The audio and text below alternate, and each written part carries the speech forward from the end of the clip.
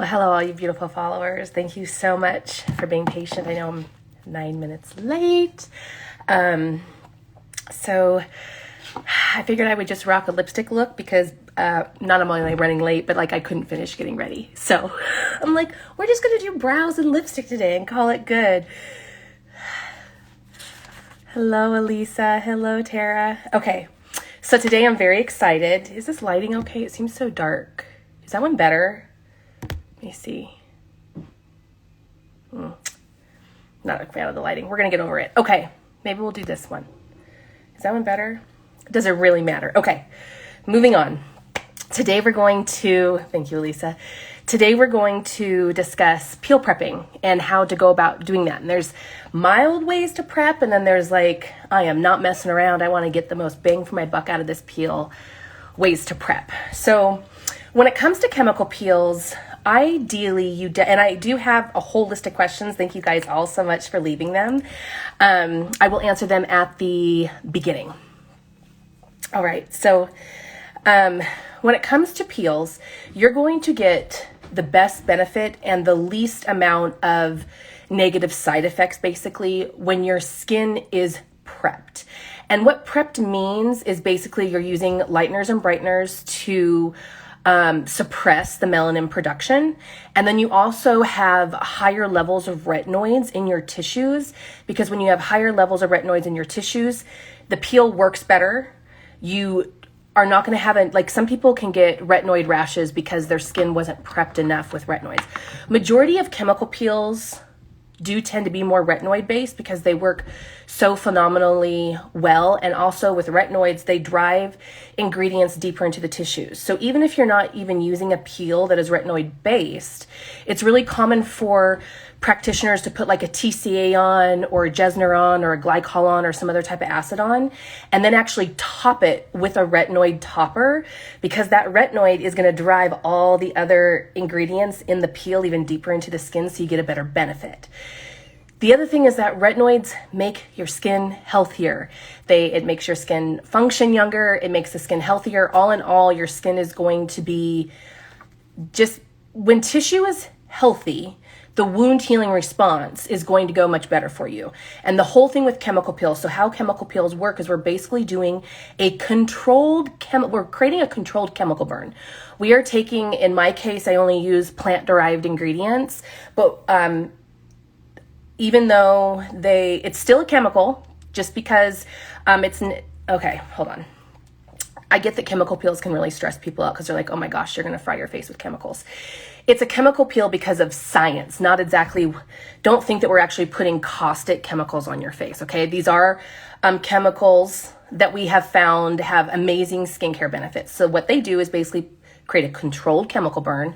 We stimulate the wound healing response, and in that wound healing response, the old layers of skin that create the texture go away.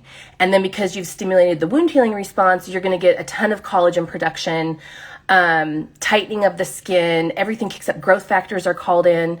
So it's why your skin actually looks the most amazing, like 6 weeks post chemical peel, is because that's when everything is at its peak. It's like really like all the nutrients and the ingredients that have come into the area to help heal the wound. The collagen stimulation is really at its peak, and you get benefits from chemical peels for up to 6 months because it can spike your collagen production for that long before it starts to drop back down. Now, again, that's going to be more with like medium depths. The milder peels can do the same thing, but if you're wanting to really stimulate collagen production and really trigger that wound healing response, you need to do a full shedding. So you have your milder chemical peels, which is more flaking, and it's really common just to flake around the movable areas. Like you may not get any flaking here. You may not get any flaking right here. You may find that you flake right here and not at all up here. That doesn't mean you didn't get a good result. It just means you're doing more of a milder chemical peel, and some of the shedding you're just not seeing because it's mild. Whereas when you do the medium depth peels and you have like a snake skin peeling effect, that is when the wound healing response really gets triggered and you're really creating this kick up in collagen production. So when it comes to prepping, there's a couple different ways to do it. If it is mild chemical peels, prepping is not really as necessary. It's not uncommon for me if I've worked with the client and know their skin well, I'll even prep you with milder chemical peels before I jump into the bigger ones. If you jump into the bigger ones without doing the milder ones, you want to be I personally think you should be prepped for at least a month. What prepping means, if you've got retinoids again and lighteners and brighteners in your routine. Let me shut this door of my washing machine. So how you start prepping is you just need to start using retinoids in your PM routine again, because it's summertime, a lot of us aren't using them. So once you are ready to start prepping for a peel, if you don't already have retinoids in your skincare routine in the PM, you need to start adding them in. Before I do chemical peels on people, a lot of my clients already come to me prepped because they're on skincare lines that I've put them on, and the type of skincare that I put people in basically keeps them prepped all the time in the winter. You're already on retinoids and you're already on lightener and brighteners because we're trying to work on those issues in the skin, right? If you're new to me and you come to see me, I'll either have you start prepping, or what I tell people to do, it's not uncommon at all, is if they're completely new to me and they're just using like drugstore skincare or not a lot of actives, they're using good skincare, but there's not a lot of actives, I require they actually be on their skincare routine. I like to see a good 2 months. I want to see that skin get good and healthy. So people who are coming to me who are wanting to do chemical peels, but they're just getting on a new skincare routine with me right now, I am pretty much telling them, get on your skincare routine, start those retinoids when it cools down in October, and then we can start either like right before like middle of December, or we'll just wait till after the first of the year in January, because the longer you're prepped and the longer you're on corrective skincare, the better your peels turn out. My clients always get better results with their peels once we kind of do the second round. Like, they get excellent results the first round of peels that we do, but then once they take the summer off and go back into peeling season again the next year, because they've now been on an amazing skincare routine for a whole year now, that second set of peels, actually they get a better result because their skin is just healthier. So you want to start using retinoids. I recommend you start out with a 0.5 retinoid product. And once you've been using that, start out every other week. And then after a couple weeks, do every week. And then once you've been using them, some people will say you can just prep for a month. And again, depending on the person's skin, that is fine. But I really like to see a high spike of retinoids in the tissues before I start. The other thing you want to do is make sure you have a lightener and brightener. Of course, as many of you know, I'm a huge fan of Simply Brilliant, Revert, and Excel Plus. Excel Plus, I think, is still my most favorite out of all of them. The reason why you want to use a lightener and brightener is one of the things that happens with that wound healing response is you're going to kick up inflammation. And if you don't keep your inflammation under control, then that inflammation can choose to turn into pigment. So instead of going from red back to your natural skin color, it'll turn like a light shade of brown, a dark shade of brown, because depending on your melanation in your tissues, because it feels like it was traumatized and it wasn't able to fully heal the way it wanted to. So because it's like, okay, this area is more sensitive now, I want to put some pigment here. In the event that she traumatizes me again, then I'm going to have a little bit more protection. That is why the skin tends to create the pigment. So if you're using a lightener and brightener, because they suppress melanin production, they can't trigger that melanation response as much during the inflammation process as if you weren't taking them. People who are like really low Fitzpatricks, Fitz 1s and 2s, some 3s, again, depending on where we're at in your skincare routine and what we're going to do with your peels. Some of you wouldn't even have to use a lightener and brightener if you didn't want to. But Fitzpatrick's 4, 5s, and 6. 4s are more of like your Asian population, your Hispanic descendant, South American descendant, starting at Hispanic descendant. 5s are more of your African, Black Americans, and then 6 is, darkest of the dark. So that's kind of your Fitzpatrick scale. They tend to hyperpigment worse because when white people get inflamed, we just get pink and then we fade back to white. Whereas people who are more melanated, because they have so much more melanocyte production in their skin, they tend to hyperpigment more easily, which is why the lighteners and brighteners are so important. The other way that you can prep is to be more aggressive in your prepping, which is what I prefer. And that's also using an alpha hydroxy acid product. This one's called Defy. but mini hydroxy acid products would work. And how it works is you actually, and I only do this for 2 weeks before the peel, okay? So because I'm going to be applying a peel with you guys in 2 weeks from now, on the 30th, we're going to do a peel together.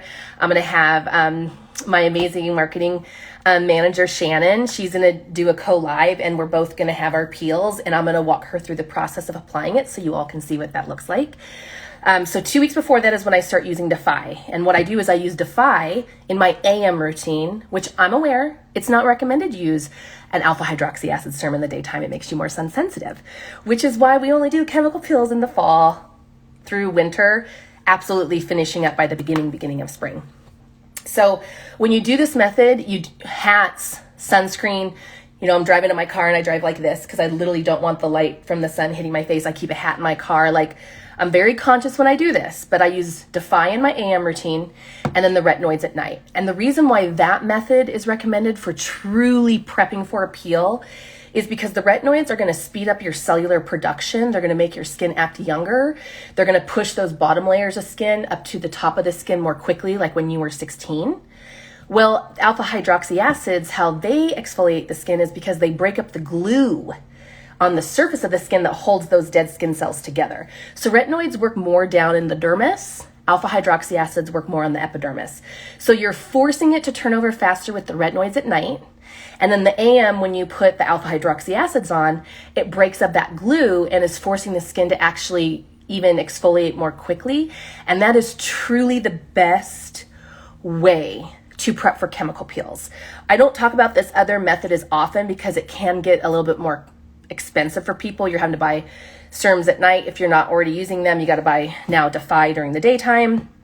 But Defy, I will tell you, is a product that I always have in my toolbox. I use it 365 days a year. I do not use it all the time, but sometimes when I feel like it, sometimes when I want to break from retinoids, I will use Defy. It's a beautiful alpha hydroxy acid formulation. So that's how you're going to prep with peels. Start at least 2 weeks before your peel. Retinoids, lighteners, and brighteners. And if you're truly diehard about it, you'll add an alpha hydroxy acid type of serum in the daytime to your routine 2 weeks before the peel. The other thing that a lot of dermatology office will do, which I totally disagree with, is they always tell you to go off your retinoids right before your peel.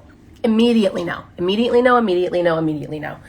I want you using your retinoids all the way up till I'm actually going to peel you, because you're going to get a better benefit that way. The reason why they tell you to go off your retinoids is, got to remember, in the dermatology world, in their mind, that you're all using retinoic acid. And retinoic acid is going to, I'll tell you in a minute. Because what's going to happen is, it's not that it's a bad thing when they go to put the peel on. It's that because when you're using retinoic acid, it is such a strong retinoid, it can cause you to get really red. And it's more so that they don't want the clients freaking out. Also, they tend to use very more like single ingredient caustic chemical peels, like just a TCA. And the problem with that is they don't always, they don't, in individual chemical peels, like just a lactic acid, just a, not a Jesner because it's a combo of 3 chemicals, but like just TCA, just glycolic, those don't self-neutralize. It's the chemical peels that are a cocktail of multiple acids that actually self-neutralize. And so also they don't, because the retinoids make you more sensitive, things are going to go in a little bit more quickly and they want to have more control of it. In all my years of doing chemical peels, I have like 15 years chemical peel experience, because I didn't start doing them right away when I got my license. There's only been one time I've ever seen a reaction. It was a woman that was using 1% Tetra Noon. She was a diehard with it, to the point where when she got pregnant, she refused to go off of it. And then she did end up having a miscarriage. And she, of course, wasn't sure if it was the Tetra Noon that caused the miscarriage or not. But I asked her what the issue was. And she said it was, you know, the fetus started growing outside of the placenta. And I looked it up, and that's a side effect of Tetra Noon. So she'd been on it for years. She used it every single day, and she used a 1%, okay? So this girl had high Tetra Noon in her body. Yeah. And what happened was she actually just got red along her jawline. Like, I could tell exactly where she stopped applying the Tetra Noon, because when I went to put the Jesner on, she was normal color down here. and normal color up here, but like right along here where she went heavy with it, where she broke out, that's where she got red. It wasn't a negative thing. She didn't have negative side effects. She ended up having a fantastic chemical peel. But that's when I realized, okay, this is why dermatology office will tell people to go off the retinoids, because they're thinking that they're on Tetra Noon, and it's at really hot, like higher doses. So for me, I still to this day do not want you going off. I keep you on them. Okay, so here's some of the questions that people asked, and feel free to start popping in with questions now. Thank you all so much for joining. The first one is, can I use, so as many of you know, I ship professional chemical peel kits to people, and we apply them over Zoom. And after we go through a whole like consultation process, and we go, you know, just like if you were going to go see an esthetician. Can you use Afterpay? They just allowed me, as everyone knows, I have Afterpay on my website, but when I send you a Square invoice for any of the Elite products or for chemical peels, I haven't been able to do Afterpay because it wasn't an option. They did just put Afterpay as an option on Square invoices, so I can't offer that now. But sadly, they actually charge you a 6% credit card fee rather than like the 2.75%. So I absolutely will start offering Afterpay if that's what people would like, no problem. But I am going to pass on the 3% that I would have to eat onto you. The cost of my chemical peels is $200 for a kit with 2 peels, and $200 for a kit with the medium depth peel. The first one's milder peels, and includes all your aftercare and everything. So if you choose to use aftercare, what I'll probably do is send you the invoice for $215. So I'm not having to eat that full 6%.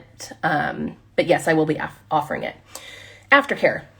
When you work with me, all your aftercare is included. The reason I do that is I have found that when people's chemical peels didn't always go the way I anticipated, it's because they weren't following the aftercare, mainly for the fact that they just didn't want to spend the money on it. And I get it. They don't want to have to buy whole big size bottles of things when, you know, they only need it for 1 or 2 peels in their mind. So what I do is I've made my own aftercare. It is all included because there's a certain method I want you following. You don't have to purchase any extra products. Everything is included. So no needs with aftercare. Prepping, we just talked about that. Best acid for texture, glass skin. Well, any of the alpha hydroxy acids are honestly going to help you. I'm not a fan of glycolic acid because there's no receptor site in your skin for it. So it tends to float around and create more irritation. That glass skin look that you're talking about is Botox. There's no really such thing as glass skin. If you see somebody with perfectly smooth glass skin, they're either, they're young, or they have had Botox injections. Like, skin has texture. There's no way to get rid of the pores. Even when my skin has looked the most amazing and it's glowing and people tell me constantly, oh, your skin looks so amazing. I will say I always get the most skincare compliments 6 weeks after a chemical peel. They start at 3 weeks, but like between 3 and 8 weeks, the amount of compliments I get on my skin post chemical peel, it really kind of takes you back. Like, holy crap, the chemical peel really makes a difference in your skin. But glass skin isn't a thing.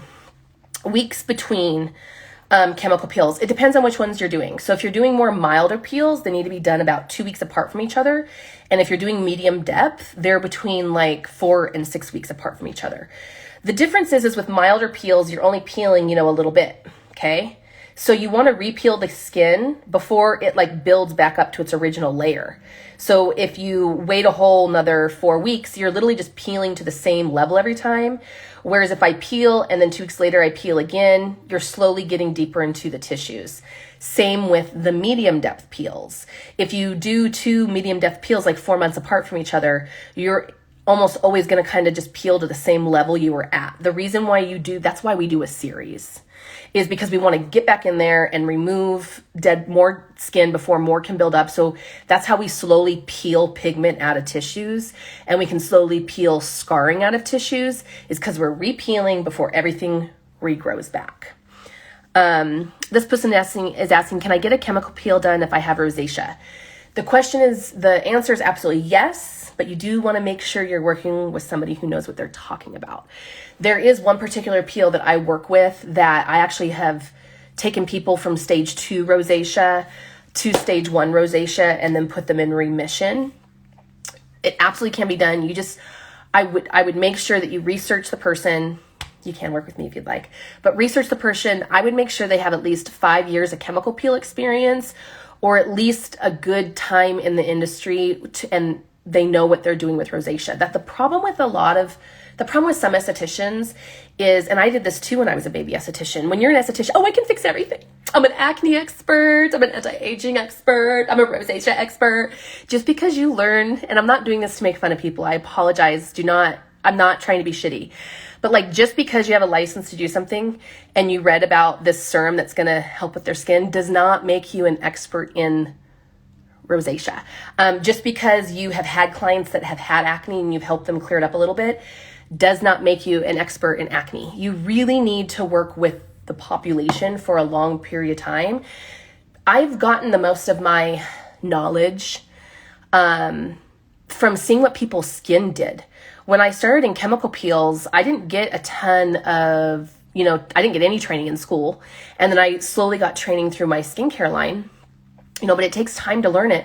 The majority of knowledge and information I learned about chemical peels was actually seeing what happened to my skin when I did it and what happened to my client's skin when I did it. That was the best teacher. So that's why I recommend you work with people that have a lot of experience, because if you have a negative reaction with somebody who's only been doing chemical peels for a year, they don't really know what to do. What happens is, I'll tell you what they do. They take that screenshot and take that text message that they've sent you, and they send it to a veteran esthetician. They send it to someone like me and say, hey, girlfriend, can you help me with this? And we're always like, of course, girlfriend. We don't gatekeep information. I always help fellow estheticians. So that's what's happening. They're actually going to the person that can help them. So I just recommend you get those. If you have a skin type like that, a skin condition, go to more of an expert. Recommendation for pre and post peel. So your skincare, as you know, is going to change a little bit. The pre skincare is going to change because you're being, like, when I'm prepping, I will do my lighteners and brighteners. Sometimes I'll do 2 layers. Like, I'll put my Simply Brilliant on, I'll let it sit for a couple minutes, and then I'll put another layer of the Simply Brilliant on. It just depends on how aggressive the peel is going to be. Post care, absolutely. So you have your time frame of a couple days while you're peeling. It's anywhere between 3 and 5 days while everything's shedding. And then you can go back to a normal skincare routine. But I always have people start out with I tell them no exfoliating or active serums. So gentle cleansers, antioxidant serums, hyaluronic acids, growth factors, things that have a very neutral pH, things that aren't going to sting and burn. Things that, for lighteners and brighteners, anything that has acids in it, anything that's exfoliating, retinoids, any of those things, I tell people to wait about 2 weeks. You just created a trauma on your tissues. Give your skin a moment to heal itself.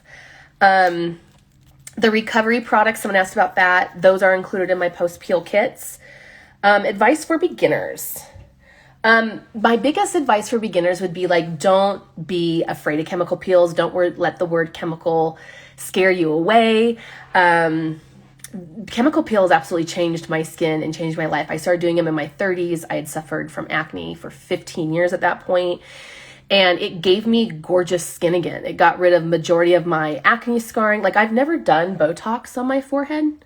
I had Botox done like twice in my glabellas, but I actually never let them put in enough to let it work because I was afraid of having frozen face, so I kept being reserved about it and then just didn't get a good result. But I've never ever done anything up here ever. And the reason why it's smooth, I don't have any makeup on today, so that's not perfect, but who cares? It's because of the chemical peels. I do a lot of massage here, so I'm not like this all the time. But this is because of doing chemical peels since my 30s. So don't be afraid. Make sure you work with somebody who you're comfortable with. It's very common for people to start out at chemical peels and they want to go mild because they don't know what to expect. And then what happens is like around the 3rd peel, they're like, okay, can we bump it up a notch? And I'm like, yes. So what happens is when you go mild, it's great because you get comfortable, but it takes a lot longer to get to your end result. So after you've done a few and then you're like, oh, this isn't that bad, they almost always jump in. Over the years, I probably have had less than like 3 clients be like, no, I just want to stay with the milds. I don't want to jump up to the medium depth. Almost everybody wants to jump into medium depth because they want more, like, faster results.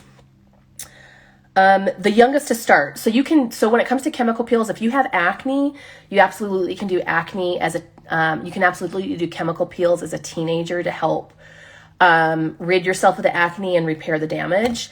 But other than acne, I don't recommend people really do, I mean, and you could do little mild ones in your, people go to get facials and they'll have like, hey, do you want to add on this little lactic acid chemical peel or this glycolic acid chemical peel? You can do those types, those little milder, light acid types, but I don't really recommend you do actual chemical peels until you're like at least 26, 27, or you have textural issues. The reason why is, girlfriend, we're trying to get our skin to look like you at 23. That's why the older gals are doing chemical peels, is so we can try to have that 23-year-old skin again. You can't force skin to be any more fantastic than it is, in the sense of like, you can't make your like if you're 23 years old, your collagen production, is starting to slow down. But your cellular turnover rate starts to slow down. But you can't speed it up more than every 28 days. Like you can't turn it into a 24 or a 22. You can really only try to get back to that 28. So that's why I don't recommend people get chemical peels too young, is because it's not really, I can't improve. Like your skin's already perfect, beautiful. It's already fantastic. It's great for chemical peel. I mean, it's great for texture, but if your skin looks like mine at 23, but tighter, like if your skin looks like this at 23, you don't need them yet. So I'd say, 27, 28, 29, unless you have acne or texture issues. And then that was all. Those are all my questions. Those are all the questions people asked. So let me see if anybody, what do you think of using Differin instead of Tetra Noon? So you absolutely can. So it's also a retinoid. The difference with Differin and like Tetra Noon or retinol or whatnot is it's a synthetic retinoid. And what they do is they take Tetra Noon. So there's a whole bunch of different retinoids. There's tons of different retinoids that can sit in the different receptor sites. And some create more irritation than others. So what they did with Differin, these synthetic retinoids, is they take out the retinoids in Tetra Noon, basically, that create more irritation and only keep the ones that are less irritating. And that's why that product can work for a lot of people.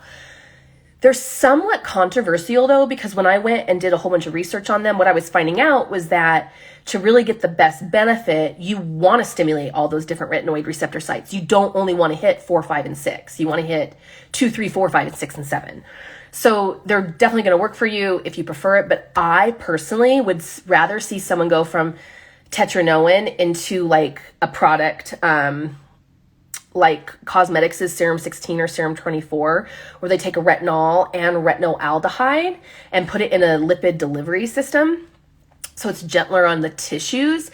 The studies are showing now that the combination of retinol and retinol aldehyde together, if done properly in formulations, actually give you a better result than Tetra Noon.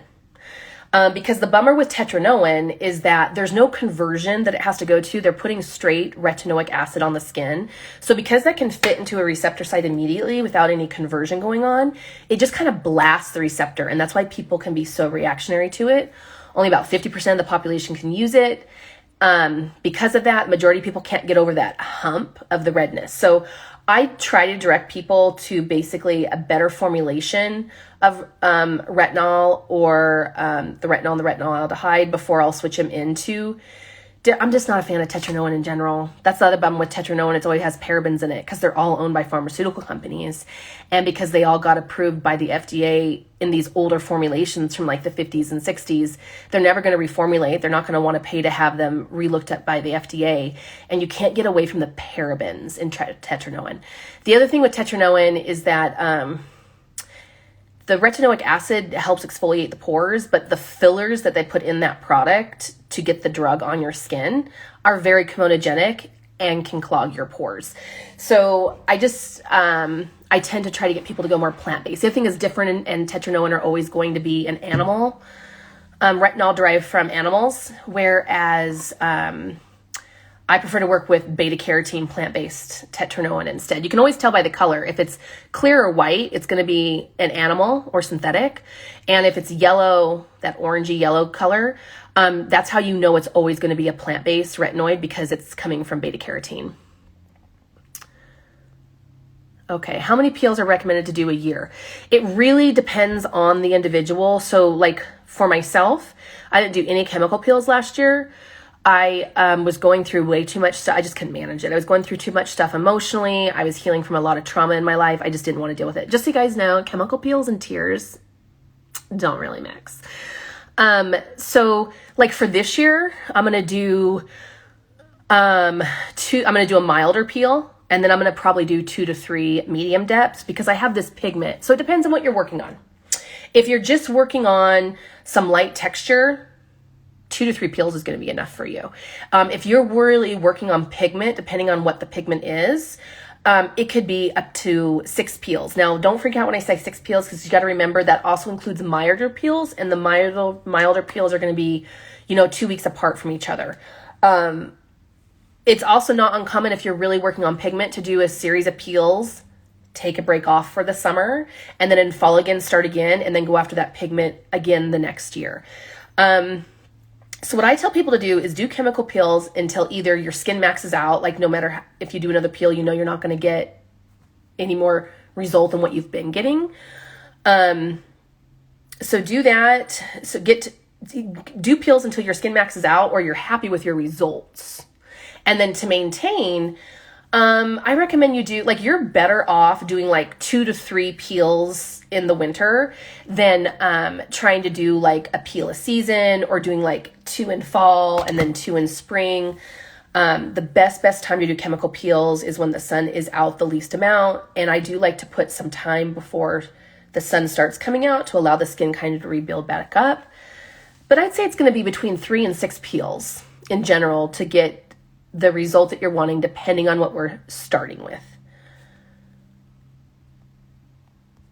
And then in a year, so I'll do 3 or 4 peels this year. Normally I would only do a few, but because I'm trying to get rid of stuff, I'm going to be, I skipped last year. You're so welcome, Julia.